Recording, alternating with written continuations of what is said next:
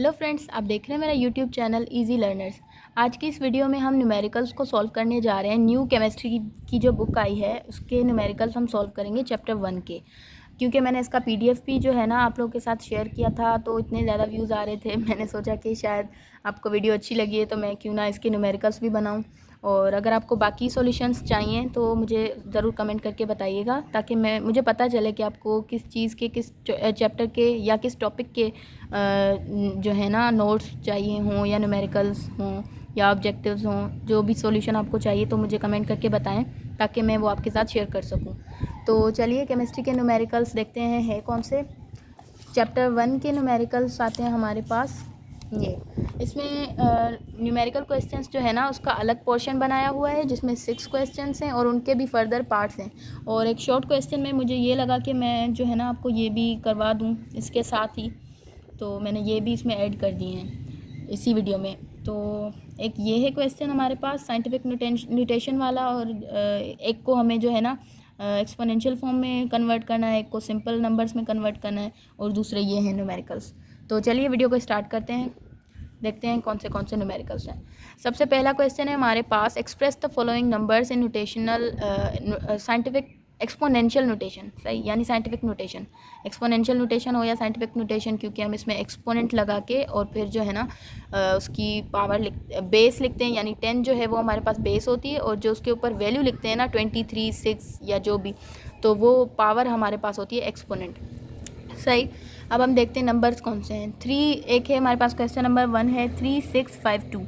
जैसा कि हमें पता है यहाँ पर कुछ नहीं है, तो यहाँ पर ही पॉइंट है। नंबर्स में समटाइम्स कभी नहीं दी हुई होती, जैसे यहाँ पर नहीं है तो हमें पता होता है कि इस साइड पे जो है ना एंड में पॉइंट है, तो इस डेसिमल पॉइंट को हमें इस साइड पे लाना है। तो जब भी हम डेसिमल पॉइंट को लेफ़्ट साइड की तरफ मूव करेंगे तो वो हमेशा पॉजिटिव में होगी एक्सपोनेंट की वैल्यू, और जब हम लेफ़्ट से जो है ना पॉइंट को राइट साइड पे मूव करेंगे यूँ, तो वो हमेशा नेगेटिव में होगी। अब देखते हैं एग्जांपल इसकी जो है ना किस तरह से।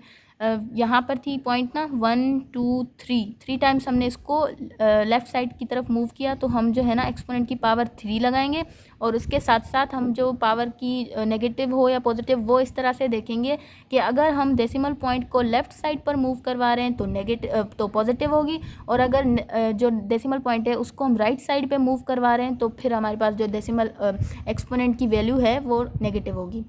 अब दूसरे क्वेश्चन पे आ जाते हैं। 0.0231, ये है दूसरा क्वेश्चन। इसमें देखें हमारे पास ये नॉन ज़ीरो डिजिट्स हैं और ये ज़ीरो वाले डिजिट्स हैं, तो हमें इस पॉइंट को नॉन ज़ीरो डिजिट्स के सबसे पहले वाले में जो है ना पुट करना है। कैसे, ये यहाँ पर है डेसिमल पॉइंट 1 2 टाइम्स हमने इसको मूव किया, और इसको हमने कहाँ मूव किया है, राइट साइड पे। तो याद रखिएगा राइट साइड पे मूव कर रहे हैं तो हम हमेशा एक्सपोनेंट की वैल्यू जो है वो नेगेटिव में लिखेंगे, जैसा कि मैंने यहाँ पे लिखा है -2। अब दूसरा है हमारे पास 0.000072।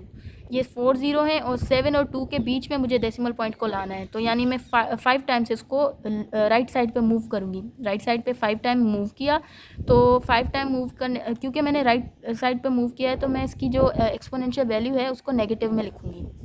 ये हो गए हमारे पास क्वेश्चन 1।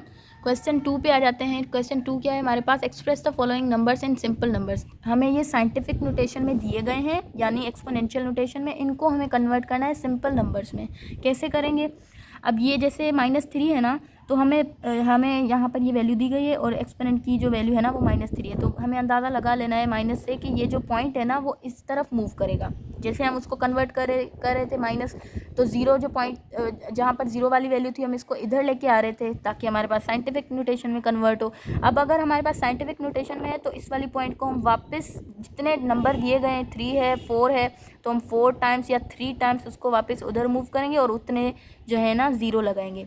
यानी अगर 3 है तो क्योंकि एक डिजिट ये वाला भी काउंट होगा, तो एक डिजिट वो वाला और 2 ज़ीरो दूसरे लगाकर, और बीच में पॉइंट जो है ना उसको ज़ीरोज़ के बीच में प्लेस कर देना है। तो हमने यहाँ पर कैसे मूव किया, 1 2 3 टाइम्स इस डेसिमल पॉइंट को मूव किया 3 डिजिट से आगे, और क्योंकि पॉइंट जो है ना वो इस तरह से हम नहीं लगा सकते, तो इससे पहले भी हमें एक ज़ीरो लगाना पड़ेगा। इसके बाद आ जाते हैं 1.921 इंटू 10 टू द पावर 2। अब इसको हम कैसे मूव करेंगे, कह रहे हैं कि एक्सपोनेंट की जो वैल्यू है वो 2 है और वो पॉजिटिव दी गई है, तो हम इसको इस तरफ मूव करवाएंगे 2 टाइम्स। 1 2 टाइम्स हमने इसको मूव किया तो ये इस नंबर में कन्वर्ट हो जाएगा।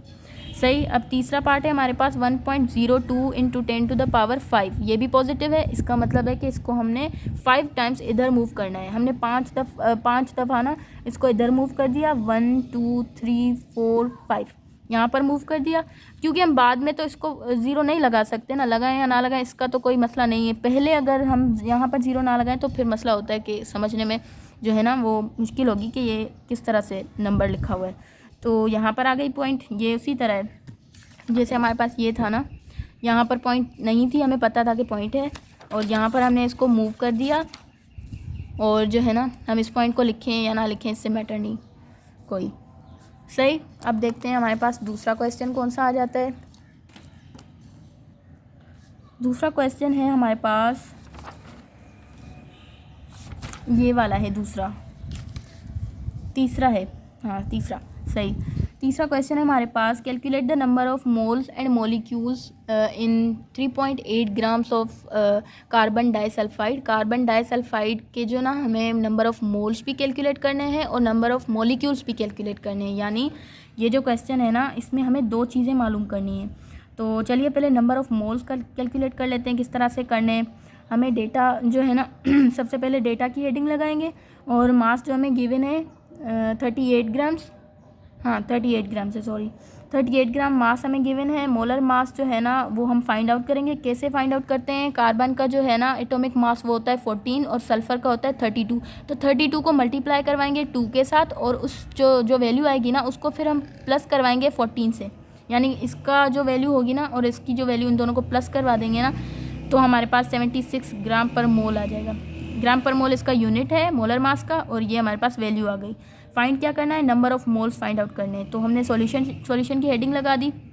उसके बाद हमारे पास जो है ना वैल्यू आ गई। मास हमने रखा 38, और उसके बाद हमने मोलर मास की वैल्यू रखी 76। जब हमने इसको इससे डिवाइड करवाया 38 को 76 से, तो हमारे पास आंसर आया 0.5 मोल्स।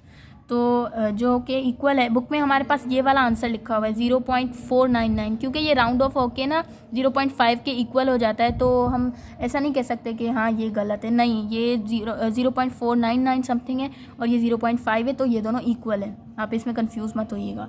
और दूसरा हमारे पास पार्ट है फॉर मॉलिक्यूल्स फाइंड आउट करने। जैसा कि हमें पता है कि एवोगैड्रोस नंबर जो है ना उसमें हम लोग फाइंड आउट कर सकते हैं एवोगैड्रोस नंबर नहीं, नंबर ऑफ़ पार्टिकल्स, मॉलिक्यूल्स या एटम्स। इसका एक अलग फॉर्मूला होता है, वो क्या होता है, Avogadro's number multiply by number of moles, ये वाला। तो हमने क्या किया, अगर आपके पास नंबर ऑफ़ पार्टिकल्स पूछे गए हैं, अगर आपसे नंबर ऑफ़ मॉलिक्यूल्स पूछे गए हैं, अगर आपसे नंबर ऑफ़ एटम्स पूछे गए हैं, तो आप तीनों में यही वाला फॉर्मूला अप्लाई करके सॉल्यूशन निकाल सकते हो। किस तरह से, एवोगैड्रोस नंबर जो है ना वो फिक्स्ड है हमारे पास, उसकी वैल्यू जो कि है 6.02 इंटू 10⁻23। उसको हमने मल्टीप्लाई करवाना है नंबर ऑफ़ मोल्स से। अब नंबर ऑफ़ मोल्स जो हमने अभी निकाले इसके 0.5, तो हम उसको वैसे डायरेक्ट नंबर ऑफ़ मोल्स भी कर सकते हैं। किस तरह से, ये देखें, यहाँ पर ना पहले हमने इसको फॉर्मूला को ना खोल के रखा है। नंबर ऑफ़ मोल्स की जगह पे मैंने लिखा है मास अपॉन मोलर मास, और यहाँ पर एवोगैड्रोस नंबर Na। अब मैंने इसमें वैल्यू पुट कर दी, ये रही, यहाँ पर मैंने इसमें वैल्यू पुट कर दी। Number of molecules in CS carbon disulphide is equals to 6.02 into 10⁻23 into 38। ये जो हमारे पास गिवन मास था डिवाइडेड बाय 76, ये मैंने जो है ना मोलर मास निकाला था CS2 का, तो ये वो है। वैसे भी हम कर सकते हैं, जैसे 0.5 हमारे पास मोल्स निकले थे ना, उनको हम डायरेक्ट अगर एवोगैड्रोस नंबर से मल्टीप्लाई करवा देते फिर भी यही आंसर आना था, 3.01 इंटू 10⁻23 मॉलिक्यूल्स। तो ये हो गया इसका आंसर। अब क्वेश्चन नंबर 3 के पार्ट 2 की बात करते हैं, जिसमें हमें क्या गिवन है, 68.4 ग्राम्स ऑफ सक्रोज का मास गिवन है, जो कि जिससे हम नंबर ऑफ़ मोल्स निकालेंगे और नंबर ऑफ़ मॉलिक्यूल्स निकालेंगे सक्रोज के। तो देखते हैं किस तरह से करना है। गिवन मास है हमारे पास 68.4 ग्राम्स, मोलर मास है हमारे पास, ये मैंने अभी जैसे आपको कैलकुलेट करके बताया ना CS2 का, ये वैसे ही मैंने कैलकुलेट किया, ये हो गया 342। उसके बाद जो है ना नंबर ऑफ़ मोल्स हमें फाइंड आउट करने हैं। सॉल्यूशन की हेडिंग लगाई, फॉर्मूला लिखा, और फिर वैल्यू पुट की। 68.4 जो है ना मास गिवन था, और डिवाइड किया मोलर मास से 342, तो मेरे पास आंसर आ गया 0.2 मोल्स आ गए। अब हमें क्या फाइंड आउट करना है, number of molecules. Number of molecules हम किस तरह से फाइंड आउट करेंगे? पहले जैसे मैंने डेटा लिखा, डेटा की हेडिंग लगाई और गिवन मास था वो लिखा, उसके बाद मोलर मास लिखा जो मैंने कैलकुलेट किया था थोड़ी देर पहले, और नंबर ऑफ़ मॉलिक्यूल्स जो है ना फाइंड आउट करने हैं। सॉल्यूशन की हेडिंग लगाई, उसके बाद हमने फॉर्मूला लिखा नंबर ऑफ़ मॉलिक्यूल्स के लिए, Avogadro's number multiply by number of moles. इसको मैंने खोल के रखा नंबर ऑफ़ मोल्स के फॉर्मूला को, और इसमें वैल्यू मैंने पुट की 6.02 इंटू 10⁻23 एवोगैड्रोस नंबर की वैल्यू आ गई। गिवन मास जो था उसकी वैल्यू मैंने रखी और फिर मोलर मास की वैल्यू रखी। सही। अब मैंने जब इन दोनों को मल्टीप्लाई करवाया आपस में तो मेरे पास ये वाला आंसर आया ऊपर वाला, फिर मैंने इसको यही सेम रखा नीचे, फिर इस वाले आंसर को मैंने डिवाइड करवाया 342 से, तो मेरे पास ये आया आंसर 1.204 इंटू 10⁻23, जो कि हमारे पास है नंबर ऑफ़ मॉलिक्यूल्स। सही। अब आते हैं नेक्स्ट क्वेश्चन पे। दूसरा क्वेश्चन कौन सा है हमारे पास? क्वेश्चन नंबर 4 है, देखते हैं क्या है। Ammonia gas can be produced by heating together the solid NH4Cl and calcium hydroxide. ठीक है, अमोनिया गैस जो है वो प्रोड्यूस हो सकती है अगर हम हीट करें सॉलिड अमोनियम क्लोराइड को और कैल्शियम हाइड्रोक्साइड को। तो इक्वेशन हमारे पास गिवन है ये 2NH4Cl प्लस कैल्शियम हाइड्रोक्साइड और 2NH3 plus calcium chloride plus 2H2O। सही, ये हमारे पास आ गई इक्वेशन इसकी। If a mixture containing 100 gram of each of these solids is heated, अगर एक मिक्सचर है जिसमें ये दोनों सॉलिड्स की बात की जा रही है, क्योंकि ये सॉलिड है ना, ऊपर इन्होंने बता दिया तो यहाँ पर मेंशन नहीं है, लेकिन आपको ये समझ जाना है कि सॉलिड की बात कर रहे हैं। 100 gram of each of these solids is heated, अगर हम इन दोनों के 100 ग्राम को हीट करें। Determine the limiting reactant and the mass of NH3 gas produce, हमें इनमें से लिमिटिंग रिएक्टेंट को फाइंड आउट करना है और मास फाइंड आउट करना है किसका? अमोनिया गैस का, जो कि प्रोड्यूस हुआ। तो चलिए हमें इसमें दो चीज़ें मालूम करनी है। किस तरह से करेंगे? डेटा बनाएंगे। गिवन मास है हमारे पास NH4Cl का 100 ग्राम, गिवन मास है हमारे पास कैल्शियम हाइड्रोक्साइड का 100 ग्राम, और फिर आ जाते हैं लिमिटिंग रिएक्टेंट हमें मालूम करना है, question mark, mass of ammonia question mark. पहले हम फाइंड आउट करेंगे लिमिटिंग रिएक्टेंट। तो जैसा कि हमें पता है लिमिटिंग रिएक्टेंट फाइंड आउट करने से पहले हम ये जो दोनों वैल्यूज़ हैं कैल्शियम हाइड्रोक्साइड और अमोनियम क्लोराइड, इन दोनों की जो है ना हमें नंबर ऑफ़ मोल्स निकालने हैं इंडिविजुअली। इसके नंबर ऑफ़ मोल्स निकालेंगे, इसके नंबर ऑफ़ मोल्स निकालेंगे, फिर दोनों को ना हम मोल रेशियो से कंपेयर करेंगे, फिर हमें पता चल जाएगा जिसके जो है ना नंबर ऑफ़ मोल्स कम आएंगे, इसके आ रहे हैं या इसके, तो हम उसको कंसीडर करेंगे लिमिटिंग रिएक्टेंट। अब देखिएगा किस तरह से। तो सबसे पहले हम नंबर ऑफ़ मोल्स निकाल रहे हैं NH4Cl के, मास है 100 और मोलर मास हमने फाइंड आउट किया तो आ गया 53.5। इसका मैंने मोलर मास निकाला तो आ गया 53.5। फिर आ जाते हैं इस पर जिसका आंसर आ रहा है 1.8691 मोल्स। नंबर ऑफ़ मोल्स निकाले कैल्शियम हाइड्रोक्साइड के, तो कितना आया हमारे पास? 100 को पुट किया, फिर 74 को पुट किया जो इसका मोलर मास था, तो हमारे पास आ जाते हैं नंबर ऑफ़ मोल्स 1.351 मोल्स। ये आ गया हमारे पास दोनों के मोल्स। अच्छा,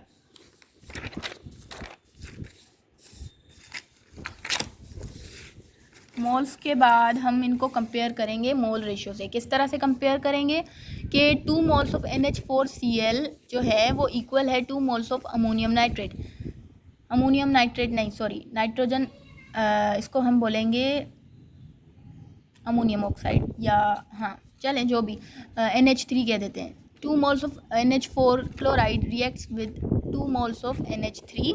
जब इन्होंने रिएक्ट किया एक दूसरे के साथ, दो मोल्स ने, तो हमारे पास ये दोनों इक्वल थे। सही है।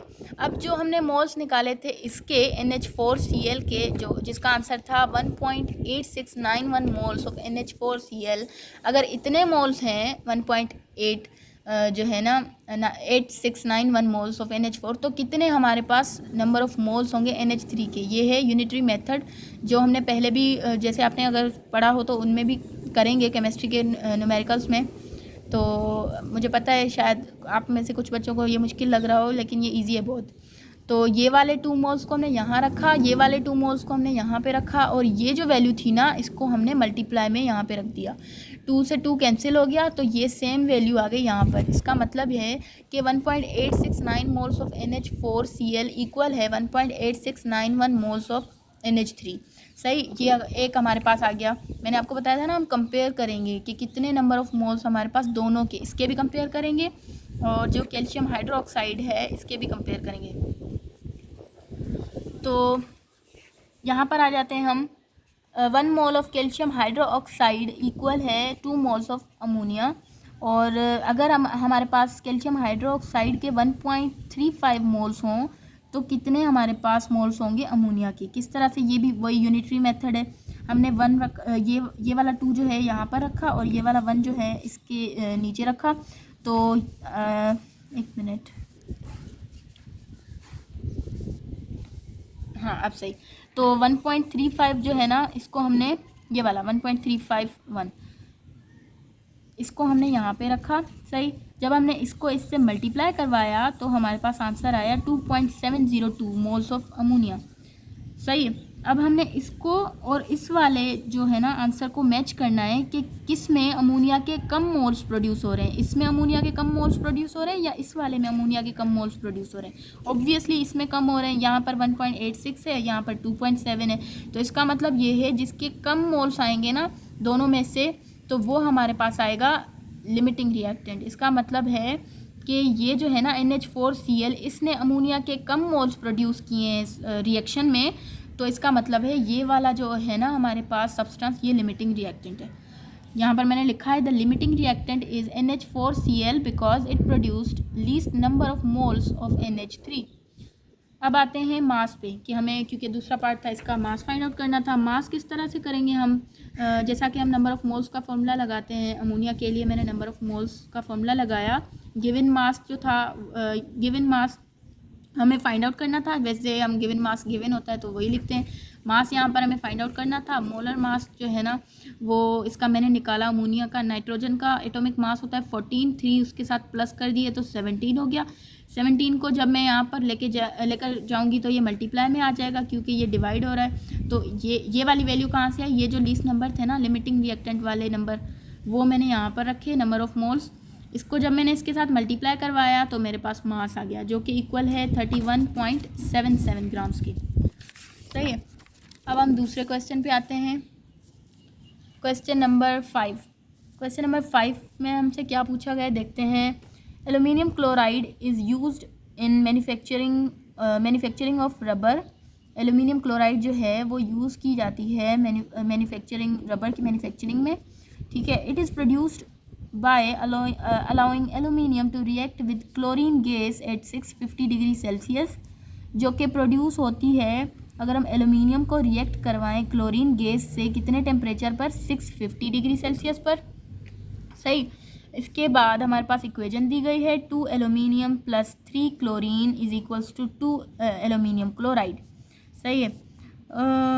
हाँ, when 160 gram of aluminium reacts with excess of chlorine, अगर 160 ग्राम एल्यूमिनियम का रिएक्ट करे क्लोरीन के साथ तो 650 gram of aluminium chloride is produce. तो 650 किलोग्राम्स जो है ना इसके एल्यूमिनियम क्लोराइड के प्रोड्यूस होंगे। What is the percentage yield of aluminium chloride, इसमें हमें परसेंटेज यील्ड निकालनी है एल्यूमिनियम क्लोराइड की। तो परसेंटेज यील्ड का फॉर्मूला है स्पेसिफिक, उसमें हम प्रैक्टिकल यील्ड जो कि गिवन होती है वैल्यू उसको, ये है प्रैक्टिकल यील्ड जो कि हमें गिवन है, और एक होती है थ्योरेटिकल यील्ड जो हम ना अपनी थ्योरी से यानी कि कैलकुलेशन से निकालते हैं। प्रैक्टिकल यानी परफॉर्म करके एक्टिविटी जो हमारे पास वैल्यू होती है, ये परफॉर्म करके इस रिएक्शन को ये वाली वैल्यू आई है एल्यूमिनियम क्लोराइड की। और थ्योरेटिकल यानी मैं इसका जो है ना मोलर मास निकालूंगी, वो उसकी होगी थ्योरेटिकल यील्ड। सही है। तो देखते हैं किस तरह से सॉल्व करना है। सबसे पहले थ्योरेटिकल यील्ड मालूम करनी होगी, फिर हम जाके ना परसेंटेज यील्ड मालूम कर सकेंगे। Given mass of aluminium is equals to 160 gram, given mass of aluminium chloride is equals to 650 gram, ये दोनों हमें गिवन है। परसेंटेज यील्ड जो है ना एल्यूमिनियम क्लोराइड की वो हमें मालूम करनी है। अब क्या है, first we have to find theoretical yield. Theoretical yield किस तरह से मालूम करेंगे, इसका एल्यूमिनियम का जो मास है ना, मोलर मास, हाँ मोलर मास या मोलिकुलर मास कह देते हैं। इसका जो मास है ना मोलिकुलर मास, उसको हम कंपेयर करवाएंगे एल्यूमिनियम क्लोराइड के मास से जो कि है 267 ग्राम्स और इसका है 54 ग्राम्स। सही है। अब हमें पता है कि जो है ना, जैसे हमने यूनिटरी मेथड किया है ये वाली जो 160 ग्राम्स एलुमिनियम के हैं हमने यहाँ पे रखने हैं, क्योंकि हम इसके मुताबिक चेक करेंगे कि एलुमिनियम क्लोराइड के कितने ग्राम्स हमारे पास आएंगे। तो हमने 160 ग्राम्स को एलुमिनियम के ग्राम्स को लिया, 267 को यहाँ पर रखा, 54 को यहाँ पर रखा, उसको हम मल्टीप्लाई करवा के 160 ग्राम से चेक करेंगे कि एलुमिनियम क्लोराइड के कितने जो है ना ग्राम्स आते हैं, यानी मास आता है। तो देखते हैं किस तरह से ये हो गया। इसको हमने इससे डिवाइड करवाया और फिर जो आंसर आया उसको हमने मल्टीप्लाई करवाया 160 से, तो हमारे पास आंसर आया है 791.1 ग्राम ऑफ एलुमिनियम क्लोराइड। इसका मतलब है अगर 54 ग्राम्स है एलुमिनियम के तो वो 267 ग्राम्स एलुमिनियम क्लोराइड के प्रोड्यूस करेगा, और अगर हम 160 ग्राम्स लें एलुमिनियम के तो वो 791.1 ग्राम्स प्रोड्यूस करेगा एलुमिनियम के रिएक्शन में। ठीक है, अब आते हैं नीचे theoretical yield, percentage yield find करने के लिए। परसेंटेज यील्ड किस तरह से फाइंड करेंगे? प्रैक्टिकल यील्ड या एक्चुअल यील्ड, यानी जो हमारे पास प्रैक्टिकल परफॉर्म करके जो वैल्यू आई है उसको हम एक्चुअल यील्ड भी कहते हैं। उसको जब हम डिवाइड करवाएंगे थ्योरेटिकल यील्ड से, जो कि हमने यूनिटरी मेथड से फाइंड आउट की ये वाली वैल्यू, इससे जब हम डिवाइड करवाएंगे और मल्टीप्लाई करवाएंगे 100 से, तो हमारे पास परसेंटेज निकल आएगी, percent yield of aluminium chloride. किस तरह से? अब हमने पहले इसको इससे डिवाइड करवाया, जो आंसर आया ये आया आंसर हमारे पास 0.821, उसको हमने मल्टीप्लाई करवा दिया 100 से, तो हमारे पास 82.1 परसेंटेज आई है, percentage yield of aluminium chloride. उम्मीद है कि आपको ये समझ आ रहे हैं जो मैं आपको समझा रही हूँ। अगर समझ नहीं आ रहे तो कमेंट करके बताइएगा, ताकि मैं जो है ना आपके लिए अलग से इसकी वीडियो बनाऊँ जिनको समझ नहीं आ रहा अगर।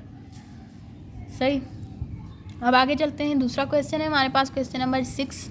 इसमें क्या पूछा हुआ है? 1.6 gram of sample of a gas, एक गैस है जिसका सैंपल का मास गिवन है 1.6 grams, occupies the volume of 1.12 dm cube, ये है वॉल्यूम का यूनिट, जो कि वॉल्यूम ऑक्यूपाई कर रहा है 1.12 dm cube at STP standard temperature pressure. Determine the molar mass of a substance, molar mass find out कीजिए। तो किस तरह से करेंगे हम? सबसे पहले डेटा की हेडिंग लगाएंगे। तो गिवन मास है हमारे पास, सैंपल जो गैस है उसका सैंपल है, उसका मास हमें उन्होंने बताया है 1.6 ग्राम्स है, जो कि हमने लिखा यहाँ पर। फिर है वॉल्यूम गिवन है, वॉल्यूम है गैस का 1.12 डीएम क्यूब, और हमें मोलर मास फाइंड आउट करना है।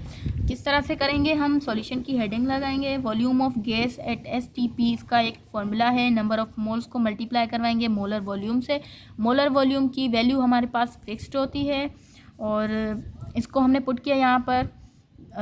Volume of gas at STP, volume जो गिवन था, नहीं ये वॉल्यूम गिवन नहीं है, ये मास है, सॉरी यहाँ पे मैंने मिस्टेक कर दी है। तो इसको इस तरह से करते हैं, यहाँ पर होगा वॉल्यूम ऑफ गैस 1.12, इस तरह से। सही है, अब आगे देखते हैं क्या है। ये इसका वॉल्यूम ऑफ गैस, वॉल्यूम है गैस का गिवन जो हमने लिखा, फिर है mass upon molar mass multiply by molar volume. अब ये कहाँ से आया? जैसे हमने पहले नंबर ऑफ़ मोल्स के फॉर्मूला को कन्वर्ट किया था ना, इसमें हमें पता है नंबर ऑफ़ मोल्स इक्वल होते हैं मास अपॉन मोलर मास के, तो मैंने इस वजह से इसको कन्वर्ट कर दिया है। फिर हमने लिखा है as we know that the volume of molar volume as we know that the value of molar volume is fixed which is 22.4 dm cube for all gases. जैसा कि हमें पता है कि मोलर वॉल्यूम जो है मोलर वॉल्यूम की value जो है ना सब गैसेस के लिए फिक्स्ड होती है, वो वैल्यू है 22.4 डीएम क्यूब। तो इसीलिए हम जहाँ पर मोलर वॉल्यूम लिखा है उसकी जगह पर ये वैल्यू पुट कर देंगे, और ये जो है ना 1.12 ये वो है वॉल्यूम ऑफ गैस जो गिवन था, और मोलर मास हमारे पास गिवन है, मास हमें फाइंड आउट करना है। यहाँ पर हमने वैल्यू पुट कर दी है, किस तरह से 1.6 जो है, नहीं मास हमें फाइंड आउट नहीं करना, मोलर मास फाइंड आउट करना है, मास हमें गिवन है जो है 1.6। तो हम क्या करेंगे, पहले हमने ना इसको ये से डिवाइड हो रहा है इधर भेज देना है, जो कि हो जाएगा मल्टीप्लाई इससे। तो फिर इस वाली वैल्यू को हम यहाँ पर नीचे ले आएंगे, यानी कि जो डिवाइड हो जाएगी। ये दोनों हमें अपनी जगह पे रखने हैं, सिर्फ हमने क्या किया है इस वाली वैल्यू को यहाँ भेज दिया ताकि ये सब्जेक्ट हो जाए, और फिर यहाँ पर आकर ये वाली वैल्यू इससे मल्टीप्लाई हो रही है तो हमने इसको नीचे भेज दिया यहाँ पर, जो कि इन दोनों से डिवाइड हो रही है यहाँ पे। चलिए अब देखते हैं इसका आंसर, हाँ, जब हमने इसको सॉल्व किया मैथमेटिकली तो आंसर आ गया है हमारे पास 32 ग्राम पर मोल। ग्राम पर मोल इसका यूनिट है। और नेक्स्ट क्वेश्चन पे आते हैं। हमारे पास क्वेश्चन नंबर 7 है हमारे पास। Silver sulphide is an anti microbial agent in an experiment 24.8 gram of silver sulphide is reacted with excess of hydrochloric acid as given in the following reaction. Silver sulphide जो है ना, उसका हमें जो है मास दिया गया है और उसको रिएक्ट करवाया है एक्सेस ऑफ हाइड्रोक्लोरिक एसिड के साथ। तो हमारे पास क्या बना है, सिल्वर क्लोराइड और H2S। क्या कैलकुलेट करना है हमारे पास, हमें calculate mass of AgCl formed, volume of H2S produced at STP, और एटॉमिक मास ऑफ Ag यानी silver is 108 and sulphur is 32 and chlorine is 35.5 gram per mole. Gram per मोल या AMU भी यहाँ पे आ सकता था, AMU एटॉमिक मास यूनिट। तो फिर देखते हैं आगे कैसे ये सॉल्व होगा। ये इक्वेशन दी गई है हमें, इसकी मदद से हमें इसका मास भी निकालना है AgCl का, और हमें जो है ना इसका वॉल्यूम निकालना है। पहले हम इसका मास निकालेंगे यूनिटरी मेथड से, फिर हम इसका वॉल्यूम निकालने पे आएंगे। ठीक है, पहले डेटा बनाएंगे। डेटा किस तरह से, गिवन मास ऑफ Ag2S, जो कि मास हमें गिवन है 24.8 ग्राम, उसको लिखा। दो चीज़ें मालूम करनी है, पार्ट ए में हम मालूम करेंगे mass of AgCl, part b में मालूम करेंगे वॉल्यूम ऑफ H2S। सही, पहले सॉल्यूशन पे आते हैं। Molar mass of Ag2S is equals to 248 gram per mole. हमने इसका मोलर मास निकाला। किस तरह से निकालते हैं, 2 को मल्टीप्लाई करवाएंगे इसके एटॉमिक मास से जो कि है 108, और उसको प्लस करवाएंगे 32 से, तो वो इक्वल आ जाएगा 248 के। ठीक है, molar mass of AgCl is equals to 287। किस तरह से इसका मोलर मास निकालेंगे, 2 को मल्टीप्लाई करवाएंगे AgCl की वैल्यू से जो कि एटॉमिक मास से जो कि है 108, और फिर इस वाले 2 को इससे भी मल्टीप्लाई करवाएंगे क्लोरीन के एटॉमिक मास से, जिसकी वैल्यू है हमारे पास क्लोरीन की 35.5। ठीक है, तो हमारे पास आंसर आएगा 287 ग्राम पर मोल।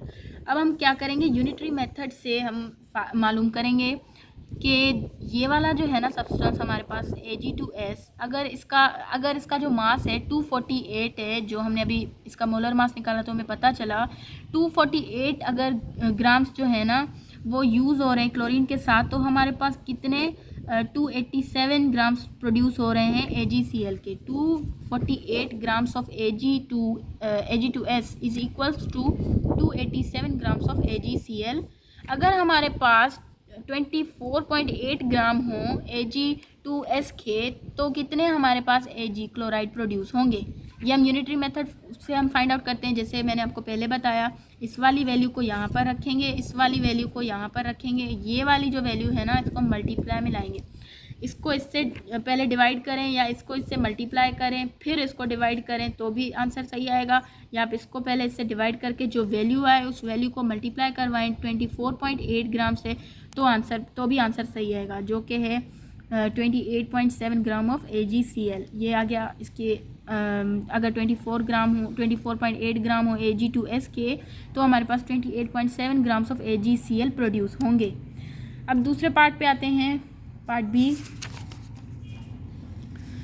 बी में हमें क्या मालूम करना है, volume of H2S, volume find out करना है। तो देखते हैं, नंबर ऑफ मोल्स का फॉर्मूला लगाया Ag2S का, तो given mass upon molar mass, ये फॉर्मूला इसका। Number of moles of Ag2S, मास हमें गिवन है 24.8 और मोलर मास है इसका जो कि हमने अभी फाइंड आउट किया था पीछे, तो वो उसकी वैल्यू थी 248। सही है, अब हम क्या करेंगे, इस वाले को इससे डिवाइड करवाएंगे तो हमारे पास आंसर आएगा 0.1 मोल्स। ये जो मोल्स हैं इनको हम यूज़ करते हुए यूनिटरी मेथड से यूज़ करते हुए हम वॉल्यूम निकालेंगे। किस तरह से निकालेंगे, अगर 1 मोल ऑफ Ag2S जो है वो प्रोड्यूस कर रहा है 1 मोल ऑफ H2S, तो 0.1 मोल ऑफ Ag2S कितने मोल्स प्रोड्यूस करेगा H2S के। उम्मीद है समझ आया होगा कि ये इसकी जो वैल्यू है ना 1 मोल, यहाँ पर अगर 3 होता तो हम यहाँ पर 3 लगाते, 4 होता तो हम यहाँ पर 4 लगाते, 5 होता तो 5, जो भी वैल्यू पहले हम इसको रखेंगे, फिर इस वाली वैल्यू को रखेंगे डिवाइड में, और जो हमसे पूछी गई, जो हमें गिवन है, उस वाली वैल्यू को यहाँ पर रखेंगे, तो हमारे पास आ जाएगा मोल्स ऑफ H2S। ठीक है, किस तरह से हमने किया, 1 है तो यानी इसको डिवाइड करवाएं, मल्टीप्लाई करवाएं, सेम ही आएगी वैल्यू। हमने इसको रखा इस तरह से 0, जिसकी मायने ये है कि 0.1 मोल्स ऑफ Ag2S प्रोड्यूस करेगा 0.1 मोल्स ऑफ H2S। अब हम फॉर्मूला लगाएंगे वॉल्यूम ऑफ H2S, जिसका फॉर्मूला जो है ना, वॉल्यूम का फॉर्मूला है number of moles multiply by molar volume. Number of moles जो हमने मालूम किए थे H2S के 0.1, उनको हम मल्टीप्लाई करवाएंगे मोलर वॉल्यूम से, जिसकी वैल्यू फिक्स्ड है, जो कि है 22.4 dm³। तो हमने इसको जब इससे मल्टीप्लाई करवाया तो हमारे पास आंसर आया 2.24 dm³, जो कि है वॉल्यूम ऑफ H2S। तो उम्मीद है कि आपको जो है ना वीडियो पसंद आई होगी और ये जो न्यूमेरिकल्स हैं वो सारे समझ आए होंगे। अगर इनमें कन्फ्यूजन है या कुछ समझ नहीं आया या कोई स्पेसिफिक आपको टॉपिक समझना है केमिस्ट्री का या बायो का या जो भी, तो आप मुझे कमेंट करके बता सकते हो। और अगर चैनल पर नए हैं तो जल्दी से चैनल को सब्सक्राइब कर लीजिए, क्योंकि आप सब्सक्राइब करेंगे तो मेरे लिए मोटिवेशन होगी, फिर ही मैं आगे वीडियोस बनाऊंगी, वरना फिर मोटिवेशन नहीं मिलती तो बंदा आगे करने का दिल नहीं चाहता कि आगे भी कोई इसको जो है ना प्रोसीजर को आगे बढ़ाया जाए। तो ठीक है, फिर मिलते हैं एक नई वीडियो में। अपना ढेर सारा ख्याल रखिएगा, मिलते हैं एक नई वीडियो में, तब तक के लिए अल्लाह हाफिज़।